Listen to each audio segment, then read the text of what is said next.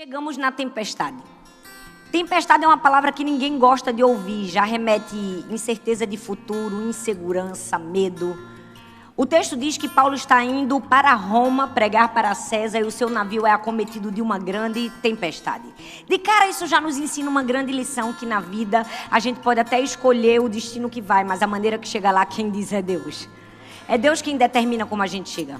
Com certeza, Paulo não queria chegar em Roma depois de uma tempestade, muito menos depois de um naufrágio, mas a nós cabe apenas nos submeter. O texto de Atos capítulo 27, do verso 1 ao verso 11, diz assim: não sendo possível prosseguir em nossa rota devido aos ventos contrários, navegamos ao sul de Creta, defronte de Salmona. E o texto continua, e Paulo adverte a todos. Ele diz assim: senhores, vejo que a nossa viagem será desastrosa e acarretará grande prejuízo para nós, para a carga e para o navio. Mas o texto diz que o centurião não quis dar ouvidos ao que Paulo dizia, pelo contrário, preferiu ouvir o piloto e o dono do navio. Eu amo que na nossa vida, além da sua presença, Deus sempre manda os seus sinais. E sempre que estamos próximos de enfrentar uma tempestade, Deus manda sinais. Aqui Deus mandou sinais e Paulo advertiu, mas eu não sei o que é que acontecia, eu não sei o que é que passava nesse momento, em que um apóstolo entendia mais de vento do que um piloto, do que um marinheiro. Porque o texto diz que eles não quiseram dar ouvidos ao que Paulo dizia. Às vezes Deus levanta seus sinais e suas placas de advertência, mas há um grande perigo quando nós respondemos à advertência de Deus com descredibilidade. Foi exatamente isso que fizeram, o descrédito. Paulo disse: senhores, essa viagem será desastrosa, não vamos prosseguir viagem, mas eles desistiram e eles insistiram e disseram: nós vamos. Eu me pergunto o que será que fez com que aqueles homens quisessem tanto prosseguir viagem. E eu só tenho uma resposta: impaciência. A vontade de chegar logo no destino. Não, a gente vai chegar em Roma. Olha, vamos logo, a gente não tem tempo a perder. Deixa eu te dizer, a impaciência vai te levar direto para o olho do furacão. Eu já ouvi muitas pessoas em crises emocionais, existenciais, relacionais, familiares, pessoas que não tinham condições alguma de sequer tomar uma decisão naquele momento, mas a impaciência de dizer: mas eu vou casar, as levaram direto para o olho do furacão. Eita, quantas vezes, não é? Deus levanta uma plaquinha de advertência: essa pessoa não é para você. Às vezes Deus levanta um outdoor: essa pessoa não é para você. Tem gente que Deus mostrou um telão de LED, mas ela disse: eu quero casar. Foi direto pro olho do furacão. Caiu em cima de uma tempestade. Por quê? Porque respondeu à advertência de Deus com descredibilidade. O texto diz que Paulo advertiu, mas eles não deram ouvidos ao que Paulo disse.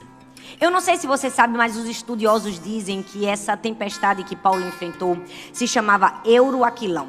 Era o encontro do vento norte com o vento leste, uma convergência de ventos. Perceba que na nossa vida também é assim. Às vezes nós estamos vivendo um momento maravilhoso na nossa vida, vai tudo bem, e de repente vem um vento do nada e parece que muda tudo de lugar. É verdade ou não é?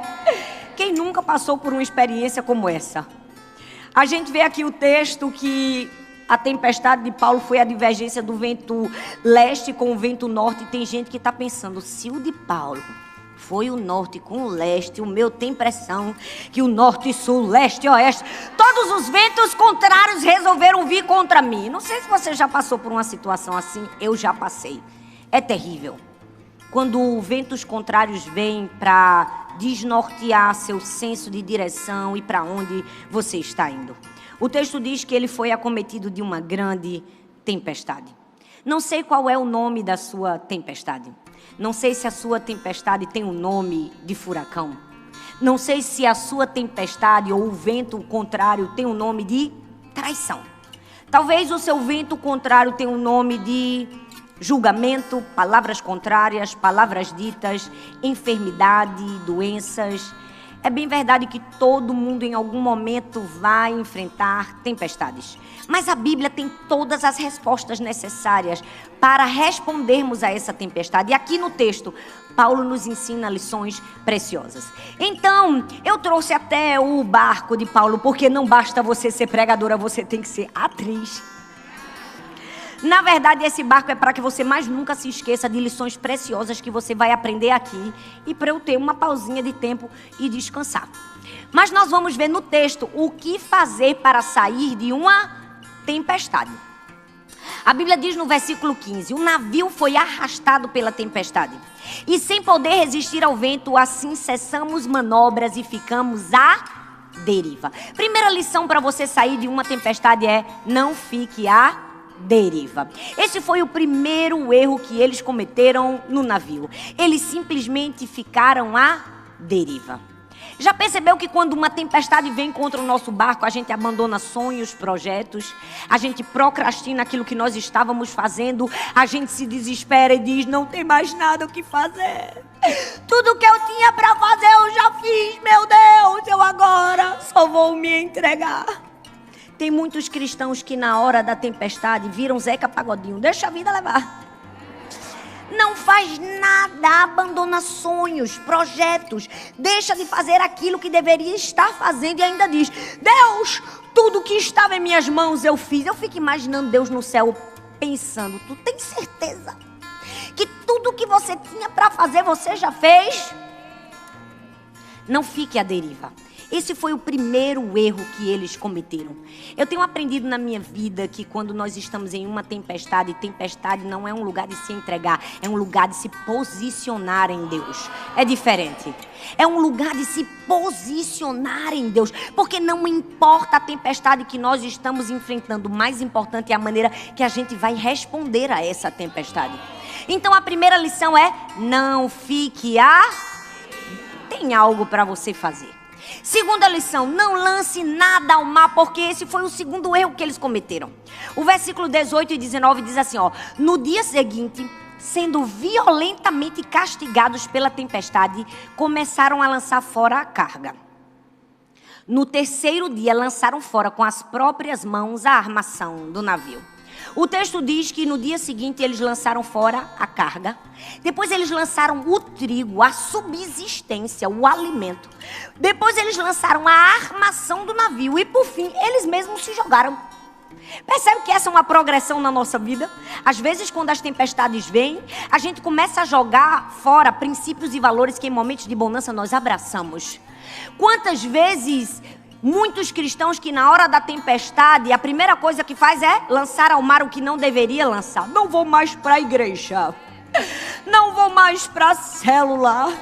Porque ninguém me fez uma visita quando eu estava doente. E tu faz visita por um acaso? Porque a gente tem uma mania feia de cobrar dos outros uma coisa que a gente não faz. É verdade ou não é? Pare de colocar a sua vida espiritual na mão do outro. Sua vida espiritual é sua responsabilidade. Na hora da tempestade não é momento de jogar fora, não. Esses momentos nós abraçamos e agarramos as verdades da palavra de Deus. Princípios e valores nunca vão para fora no nosso barco na hora da tempestade. Mas infelizmente muitos cristãos, quando a tempestade chega, volta para a bebida, volta pra farra, volta pra balada, joga fora, vai jogando. E nós precisamos aprender que tempestade não é lugar de lançar nada ao mar. Princípios e valores que nós agarramos em momentos de bonança precisam estar conosco em momentos de escassez. O texto diz que eles lançaram fora. Eles lançaram fora a subsistência, o alimento. Quantos estão jogando fora a subsistência, o alimento, a palavra de Deus? Estão abandonando por causa de uma provação. Sabe, se tem uma das maiores lições que eu aprendi na minha vida, quando eu enfrentei a maior dor de todas, a perda da minha filha, foi que se eu posso adorar a Deus no pior dia da minha vida, eu posso adorar em todos os outros. Porque tempestade não é um lugar nem de eu me entregar, nem de lançar nada ao mar. Ou eu me agarro. A tempestade é o lugar de revelar o verdadeiro cristianismo. A tempestade é o lugar de revelar quem amamos de verdade e de coração. não lance nada ao mar.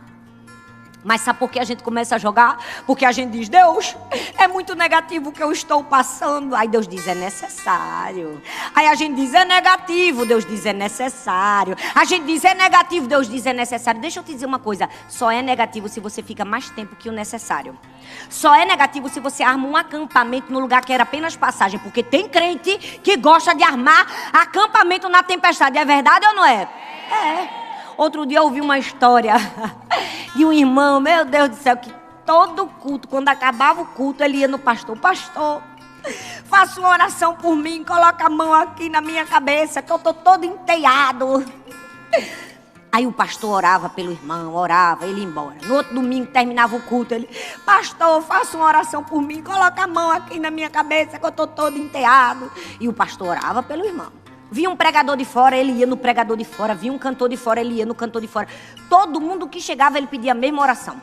Um dia o pastor já estava chateado quando ele chegou e disse, pastor, faça uma oração por mim, coloca a mão aqui na minha cabeça que eu estou todo enteado. O pastor tirou o sapato, bateu na cabeça dele e fez, pá, matei a aranha. Tem gente que Deus precisa matar a aranha, porque está todo enteado. Mas só matando a aranha que a pessoa sai da tempestade. Porque tem gente que arma acampamento na tempestade. É uma ladainha sem fim, é uma vitimização sem fim. Porque no fundo, ele faz da tempestade a sua muleta. Porque no fundo, ele não quer sair da tempestade. Ele quer a piedade dos outros. Ele quer chamar a atenção. Mas nós estamos aqui para aprender a sair de uma tempestade. E para sair de uma tempestade, você não fica à deriva, nem lança nada ao mar. Nós precisamos aprender a administrar as nossas tempestades. O povo de Israel ficou 40 anos no deserto porque não soube administrar o deserto. A gente precisa parar de chamar de restrição aquilo que é proteção de Deus. A gente precisa parar de chamar de restrição aquilo que é direção de Deus. A gente precisa parar de chamar de restrição aquilo que é treinamento de Deus. Não lance nada ao mar. Em terceiro lugar, não se desespere. Porque perceba que é uma progressão. Primeiro, a gente não faz nada. Depois, quando a gente faz besteira. É verdade ou não é? Faz o que não deveria fazer. E depois que a gente faz besteira, a gente se desespera. Porque foi exatamente o que aconteceu. No versículo 20 diz assim, ó. Não aparecendo nem sol nem estrelas por muitos dias. E continuando a abater-se sobre nós grande tempestade, finalmente. Eu amo esse texto, gente. Porque quando o texto diz assim, finalmente a gente pensa, uma coisa boa vai acontecer. Aí ele diz, perdemos toda a esperança de nascer salvamento. Parece que tem um fundo musical depressivo na Bíblia nessa hora, né? Porque o texto diz, olha, não aparecendo nem sol, nem estrelas, por muitos dias e continuando a bater-se sobre nós, grande tempestade, finalmente perdemos toda a esperança de salvamento. Eu preciso te dizer que se existe alguma área na sua vida que está sem esperança, ela está sob a influência de uma mentira. Porque nós somos filhos do Deus de toda a esperança. A Bíblia diz em Jeremias 29:11, eu é que sei que pensamentos que tenho a vosso respeito, diz o Senhor. Pensamentos de paz e não de mal, para vos dar um futuro e uma esperança. Vos dar um futuro e uma esperança.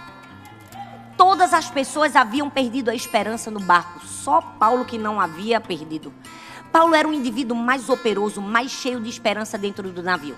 Quando ninguém queria comer, Paulo dizia, vamos comer todo mundo que ninguém vai morrer. Quando todo mundo se desesperava, Paulo, ninguém se desespera. Deus vai tirar a gente daqui. Paulo tinha esperança em meio à crise. Paulo tinha paz em meio à crise. Paulo tinha ousadia. Paulo tinha coragem em meio ao desânimo, porque ele tinha Jesus na tempestade. E a mim e a você, cabe apenas ter Jesus na nossa tempestade.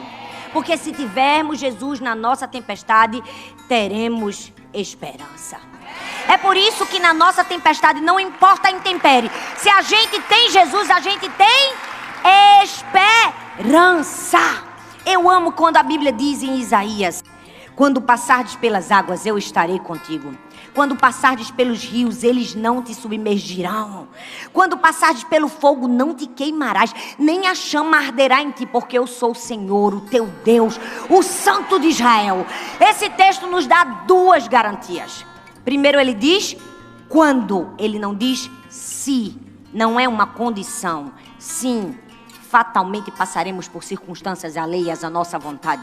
Mas ele diz: em todas elas, eu estarei convosco, diz o Senhor. Nunca te deixarei, jamais te abandonarei. Eu amo que é uma dupla redundância de Deus para dizer: eu nunca vou deixar você. Deus poderia ter dito: não vou deixar você na tempestade, mas ele disse: nunca, jamais te deixarei. Porque quando você passar por qualquer tempestade, eu estarei com você. E o que é que nós fazemos, então, se a gente não pode ficar à deriva, se a gente não pode lançar nada ao mar, se a gente não pode se desesperar, o que a gente faz? A gente lança âncoras. O texto diz em Atos 27 que eles lançaram algumas âncoras na polpa. E eu quero falar de algumas âncoras de maneira metafórica, mas que você vai entender que são âncoras fundamentais para você sair de uma tempestade. A primeira delas é a âncora da presença de Deus. Fala comigo: presença de Deus. Atos capítulo 27, versículo 23 diz assim: ontem à noite apareceu-me um anjo do Deus a quem eu pertenço e a quem eu adoro. O que é isso? É Deus nos ensinando que as tempestades nunca podem nos afastar da presença dele. O texto diz que Paulo disse: ontem à noite apareceu-me um anjo, um representante legal, um mensageiro de Deus, um enviado do Senhor. Para quê?